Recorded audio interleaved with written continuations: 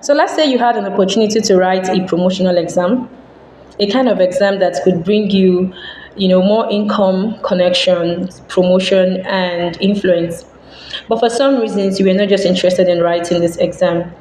Reason is something within you just keeps telling you something about you will be used against you. And even if you passed the exam, someone somewhere might say you're not good enough, you're not qualified enough. And in your mind you're just like, oh, why bother anyways? I would definitely not be allowed to get promoted. But somehow some of your supervisors encouraged you to partake in the promotional exam. Now, in the organization, a lot of persons know you to be someone who believes in God, who loves God, and you talk publicly about your faith and what you believe in.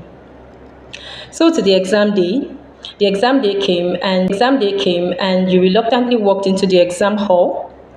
The exam started and the invigilator saw you struggling to remember something. And then he said loudly, he was so loud that people around could hear clearly what he said to you.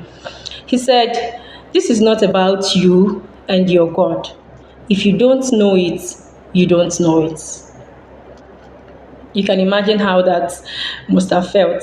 I mean, it felt embarrassing. You would feel very, very bad. You would feel so embarrassed. But however, you did nothing. You said nothing. There was no response. You just quietly said in your heart, you said to God, "Please do not fail me this time."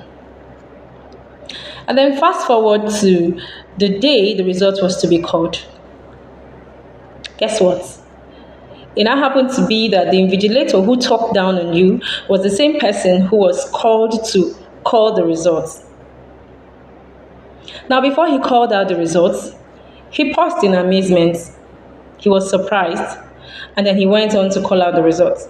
He called the third position, called the second position, and then the first position, which happens to be you. The same person he talked down on in the exam hall. And that's not even the most shocking part. The most shocking part is the difference between the first position, which is you, and the second position is over 40 to 50 marks. At this point, I'm not going to say what I think. I want to hear from you.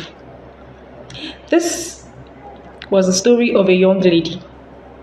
I want to know what you think. If this happens to be you, if it were to be you,